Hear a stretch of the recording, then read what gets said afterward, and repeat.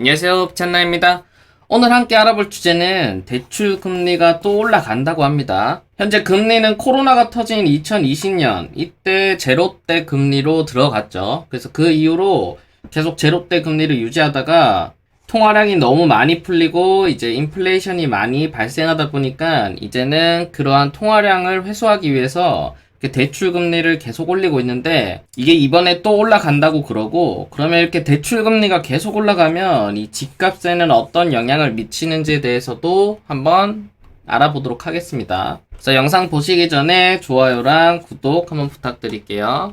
뉴스 기사를 먼저 보시면 한국은행에서 오는 14일에 기준금리 0.25%를 올릴 걸로 예상된다고 합니다. 그럼 여기 내용을 조금 더 보시면 이 물가 급등과 가계 부채 폭증에 이어 미국 연준의 긴축 시사까지 이어지면서 한국은행의 기준금리 인상이 불가피하다는 전망이 나온답니다. 그래서 지금 현재 0.25%포인트 인상이 유력하고 연내 두어 차례 인상도 가능하다고 하는데, 자, 두 번 정도 더 오르면 얼마가 오르는 거죠? 0.5%가 더 오르는 거죠? 그러면 이번 년 최대로 오를 수 있다는 게 0.25%까지 더해서 0.75%까지 더 올라간다는 걸 얘기하고 있는 거죠. 그러면 현재 지금 금리가 어떻게 되냐면, 이게 지금 2017년부터 지금까지의 기준 금리인데, 보시는 바와 같이 2020년 3월에 어떤 게 터졌죠? 바로 코로나가 터졌죠? 그래서 이때부터 제로 금리대로 들어갔고, 계속해서 0.5포인트로 거의 1년 정도 유지가 됐었습니다. 그리고 이 사이 동안 어떤 일이 있었냐면 정부에서 돈을 엄청나게 풀었죠. 그래서 통화량이 정말 많이 급증했고 그 결과로 이제 자산 가격이 많이 올라갔는데, 그래서 지금 이 기준 금리를 2021년 8월부터 이제 올리기 시작했죠. 그래서 이거를 지금 0.25%면 1.25%, 그 다음 이번 년 말까지는 결국 1.75%까지 올릴 수 있다는 말인 거죠. 자, 근데 여러분들이 그래프를 보시면 아시겠지만 지금 1.25%는 언제였냐면 2019년 말입니다. 여기서 조금 더 오르면 이제 언제로 가냐면 바로 2017년부터 18년, 19년 이제 이때로 가는 거죠. 한마디로 거의 3년에서 4년 전 금리로 간다라고 보시면 될 것 같아요. 근데 실제로 저희가 체감하고 있는 이 금리는 상당히 높죠. 기준금리가 0.25% 올랐는데 왜 실제 나한테 영향받는 금리는 지금 1%나 올랐다 이런 거죠. 그래서 요즘 신용대출 금리도 한번 보시면 여기 1월 4일 뉴스기사인데 금리가 6%를 돌파를 했다고 합니다. 변동금리 비중도 지금 8년 만에 최대라고 하는데, 여기 보시는 것처럼 신용대출 금리가 한 달 새에 0.72%나 올랐다고 하죠. 분명히 우리가 올라간 금리는 한 0.25%밖에 안 되는데 실제 우리가 체감하는 금리는 이 정도가 오른 겁니다. 지금 여기에는 정말 다양한 이유가 있는데 거기에서 가장 큰 이유가 바로 이 대출 총량이라고 생각해요. 자, 여러분들이 잘 알고 계셔야 될 게 이 은행도 장사하는 사람입니다. 이 은행은 어떤 걸로 장사를 하죠? 바로 이 이자로 장사를 하는데, 기존에 내가 1,000억을 대출을 해줘서 한 3%만 받아서 이걸로 우리 은행 직원들의 살림살이를 먹고 살았어요. 근데 실제로 이 대출 총량을 정부에서 줄여버렸죠. 만약 이걸 500으로 줄였다. 그렇다고 한다면 지금 이 은행이 살아남으려면 이게 0.25% 뭐 이 정도로 올리는 게 아니라 거의 2배 가까이 올려야 되는 상황이 벌어지는 거죠. 그러니까 이건 단순히 얘기해서 이게 은행도 먹고 살기 위해서 이렇게 이자를 올리고 있는 거예요. 왜냐하면 옛날보다 대출 한도를 적게 해주고 있기 때문에 이거에 따라서 은행이 먹고 살기 위해서는 이 대출 금리를 올릴 수밖에 없는 거죠. 그래서 이거는 당연한 시장 논리고, 그래서 결국 이 피해는 누가 받냐면 바로 우리가 받고 있는 거죠. 어마어마한 대출 금리를 감당하면서 말이죠. 자, 그럼 실제로 이 금리 인상이 이 시장 경제에 어떤 영향을 미치는지 한번 보시면, 우선 이 부동산에서 가장 중요한 게 바로 이 금리랑 공급량입니다. 근데 그 중에서 이 금리가 올라가면 어떤 일이 발생하냐면 기본적으로 현금 가치가 상승하게 되죠. 왜냐하면 기존에 현금이 이 정도가 있었는데 이제 금리를 올리면 이 시중에 있는 돈을 회수를 하게 되잖아요. 그러면 돈이 이렇게 줄어들다 보니까 이 남아있는 돈들의 현금 가치가 상승을 하게 되는 거죠. 그래서 이렇게 기본적으로 금리가 올라가게 되면 바로 이 소비가 위축이 되고, 소비가 위축이 되면 어떤 게 발생되죠? 바로 물가가 하락되고, 그 뒤에 연쇄적으로 이제 기업들이 투자 및 고용 감소가 되고, 이제 실업이나 이런 게 되면서 동시에 자산 가격이 하락하게 되는 거죠. 그래서 이렇게 사이클이 돌면서 자연스럽게 자산 가격이 하락하면서 이제 시장 경제가 디플레이션으로 들어가는 건데, 자, 근데 여기서 주목해야 될 게 지금 금리가 오르고 있으면 그러면 물가가 하락을 하고 있어야 되잖아요. 근데 실제 지금 물가가 어떻냐고 한번 보시면 저뿐만 아니라 여러분들 모두 요즘 체감을 하고 있죠. 이제 김밥 너마저 외식 물가 상승률 10년 만에 최고. 요즘 정말 물가가 많이 올랐어요. 진짜 마트만 가도 체감될 정도인데 지금 10년 3개월 만에 가장 높은 상승률이라고 하죠. 뭐 기본 10%네요. 갈비탕 10%, 김밥 6%, 라면 5%. 기본적으로 뭐 전부 다 5% 이상 올랐고, 여기도 보시면 지난해 소비자 물가 상승률은 2.5%에 달했는데 2011년 4% 상승 후 10년 만에 가장 높았다고 합니다. 그러니까 지금 원래 금리를 계속해서 높이면 이제 물가가 떨어지면서 자연스럽게 이렇게 가야 되는데 지금 금리도 올라가면서 물가도 올라가고 있는 이상한 현상이 발생하고 있는 거죠. 그러면 어쨌든 지금 금리도 계속 상승하고 있고 물가도 계속 상승하고 있는데 이거랑 상관없이 지금부터 계속해서 금리를 상승시키면 어떻게 되냐?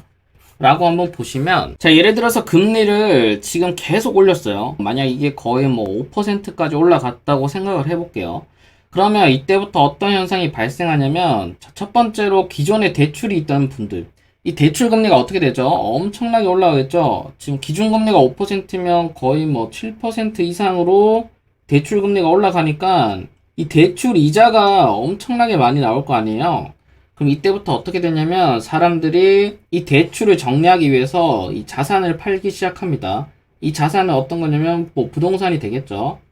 부동산을 매매를 해서 이 대출을 갚게 되는 거죠. 그래서 이렇게 금리가 계속 올라가게 되면 실제로 이 자산 매매가 이루어지는 거죠. 두 번째로 기존에 원래 투자를 하려고 했던 분들, 이분들은 지금 이제 어떻게 되냐면, 자, 기준금리가 5% 되면 예금은 어떻게 되죠? 이 대출이자만 올라가는 게 아니라 바로 이 예금 금리까지도 올라가는 거죠.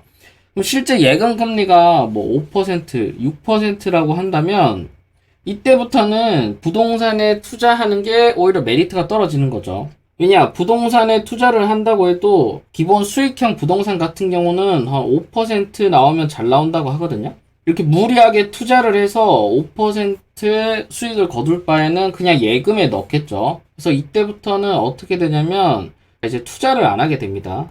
바로 이 부동산 시장에서는 바로 수요가 줄어들죠. 그래서 이 수요가 줄어드니까 당연하게 가격이 하락하게 되는 겁니다. 그리고 사람들도 더 이상 투자를 하지 않고 예금 금리가 올라가기 때문에 대부분 적금을 하기 시작하는 거죠. 그래서 이렇게 대출 금리가 계속해서 올라가게 되면 결론적으로 기존에 갖고 있던 분들은 이렇게 자산 매각 현상이 발생하는 거고, 원래 살려고 했던 사람들도 부동산 투자가 아닌 이제 은행으로 몰려가게 되는 현상이 발생하는 겁니다. 그 다음 또 제가 아까 전에 부동산에서 금리랑 같이 중요한 게 바로 이 공급량이라고 했잖아요. 그래서 이 공급량에 따라서 가격이 어떻게 변하는지를 보려면 그냥 간단하게 요 수요 공급 곡선을 한번 보시면 됩니다. 이것도 단순한 거죠. 지금 여기 보시는 것처럼 만약 이렇게 공급이 증가를 하면 여기 가격이 어떻게 되죠? 자연스럽게 떨어지게 되는 겁니다. 왜냐, 사람들이 선택할 수 있는 게 많아지다 보니까 굳이 가격을 높이 쓸 이유가 없는 거죠. 그럼 반대로 이 공급이 감소하게 되면 당연하게 가격이 올라가겠죠. 왜냐? 내가 살 수 있는 건 두 개밖에 없는데 이 두 개를 사려는 사람들이 많다 보니까 가격이 올라가는 거죠. 그럼 실제 지금 공급 물량이 이번 연도에 어떻게 되는지 한번 보시면 간단하게 이렇게 입주 물량을 확인할 수가 있는데, 우선 가장 중요한 서울을 먼저 볼게요. 자, 서울을 한번 보시면 이번 년이랑 내후년에 계획되어 있는 게 정말 낮게 계획되어 있습니다. 지금 적정 수요가 47,000 가구라고 하는데 지금 보시면 거의 반 토막도 안 되죠. 지금 이거는 정말 공급 물량이 낮다라고 볼 수밖에 없습니다. 그래서 서울 같은 경우는 공급 물량이 너무 없어요. 이게 너무 없다 보니까 이게 금리가 올라가는 만큼 공급 물량이 없다 보니까 이게 상쇄가 되는 거죠. 자, 그러면 서울 말고 다른 경기나 이쪽을 한번 보시면, 자, 경기는 보시면 적정 수요를 넘어섭니다. 왜냐하면 여기는 지금 이제 3기 신도시도 있고 여러 가지 신도시들에서 분양을 많이 하고 있는 거죠. 그다음에 경기 말고 인천도 한번 보시면, 지금 인천은 거의 뭐 폭발적이죠. 이게 어떤 이유 때문이냐면 바로 이 검단 신도시가 가장 크겠죠. 여기랑 이제 송도도 있겠고, 그래서 이 두 개 신도시에서 분양하는 가구 수가 상당히 많기 때문에 실제 지금 경기권이나 뭐 인천권에서는 공급 물량이 상당히 많기 때문에 이 점도 유의해 보시면 좋을 것 같아요. 자, 그럼 아까 전에 우리가 수요와 공급 곡선에 대해서 한번 봤는데, 지금 이거 말고 이것도 유명한 방정식이죠.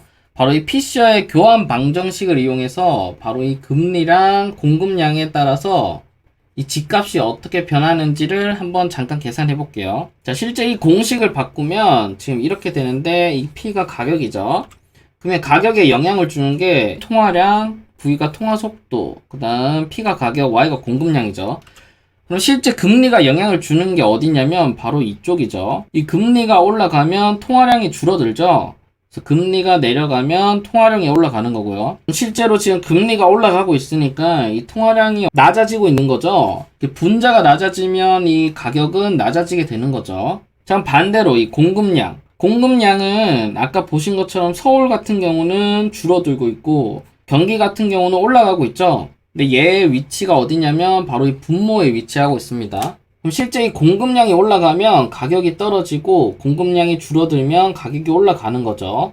그래서 지금 서울 같은 경우는 여기에 한번 대입을 해보면 이 공급량이 줄어들고 있고 통화량도 줄어들다 보니까 이 두 개가 상쇄되는 거죠. 상쇄돼서 그냥 유지가 되는 상황이 되는 거고, 경기권 같은 경우는 이 공급량이 올라가다 보니까 이 가격적으로는 떨어질 수가 있는 거죠. 자, 그러면 이 V는 뭐냐? 이 통화속도, 회전수죠. 즉 이거는 거래량입니다. 이 거래량이 올라가게 되면 가격이 올라가게 되고, 거래량이 줄어들게 되면 가격이 줄어들게 되는 건데, 요즘 거래량이 어떻죠? 거의 뭐 바닥을 치고 있는 거죠. 근데 이 바닥을 치는 이유를 아셔야 되잖아요. 이 바닥을 치는 이유가 지금 대출을 막아놨기 때문에 바닥을 치고 있는 거고, 이게 실제로 수요가 줄어들어서 이 거래량이 바닥을 치고 있으면 실제 이 가격이 떨어지는 게 맞는데, 이게 수요가 줄어든 게 아니라 그냥 인위적으로 대출을 막아놨기 때문에 수요는 있지만 대출 때문에 거래량이 줄어들고 있는 거죠.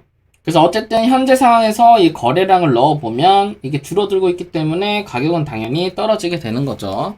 그래서 이렇게 간단하게 이런 계산식 하나만 사용해도 이 가격이 대충 어떻게 될지를 가늠해 볼 수 있는 거죠. 자, 그래서 처음에 금리부터 시작해서 이제 이것저것 얘기를 많이 했는데, 아마 실제로 이번 년에 금리를 계속해서 올리다 보면 이 집값이 올라가는 데는 아마 한계가 있을 거예요. 왜냐하면 금리도 올라가고 대출도 막아놨죠. 대출도 막아놨기 때문에 실제 거래량이 이루어지지가 않고, 금리도 올라가기 때문에 쉽사리 대출을 받아서 사기도 쉽지를 않은 거죠. 근데 이런 건 어쨌든 지금 상황인 거고, 이 지금 상황과 별개로 이 결론은 뭐냐면, 첫 번째로는 내가 살 집 하나는 지금이라도 마련을 해야 됩니다.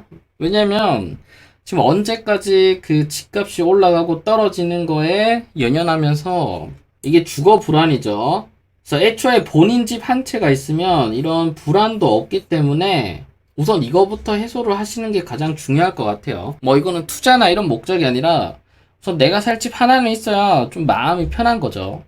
그다음 두 번째, 지금 여러 가지 지표를 보시면 아까 제가 계속 말씀드린 것처럼 이 금리랑 공급량에 대해서만 설명드렸는데, 솔직히 부동산에서는 이거 두 개뿐만 아니라 정말 많은 요소들이 작용하고 있죠. 바로 우리나라에는 뭐 전세 시장도 있고, 그 다음 이 심리도 정말 큰 작용을 하죠. 그 다음 이 서울 같은 경우는 이 공급량이 너무 적기 때문에 실제 이번 년에 가격이 떨어질지 올라갈지는 지켜봐야 되지만, 지금 이런 거랑은 별개로 여러분들은 이 자산 증식을 위해서 계속 꾸준히 투자를 하고 노력을 해야 됩니다. 그래서 지금 가격이 떨어진다고 막연히 생각하면서 이걸 기다리시는 게 아니라 계속 공부를 하면서 여러분들이 언제 살지, 그 다음 어떻게 하면 살 수 있을지, 그 다음 내 자금으로는 어떤 물건을 매수를 할 수 있을지를 계속 꾸준히 공부를 하고 투자를 하셔야 됩니다. 이게 옛날 그래프를 보고 뭐 5년 전, 3년 전, 4년 전 그때 가격이 올 때까지 기다리면 이거는 답이 없습니다. 아마 그때 가격은 안 올 거예요. 그렇기 때문에 이 자산 증식을 위해서 여러분들이 꾸준히 투자를 하고 노력해 주시면 될 것 같습니다. 그래서 지금 이번 년에는 지금 제가 드리는 말씀뿐만 아니라 이제 다른 사람들, 그 다음 다른 뉴스 기사 아니면 다른 정보들도 많이 접하면서 여러분들만의 기준을 하나 만들어 보시면 좋을 것 같습니다. 그래서 오늘 영상을 여기서 마치고요. 오늘 영상이 도움되셨다면 좋아요랑 구독, 그다음 알림 설정까지 부탁드릴게요. 감사합니다.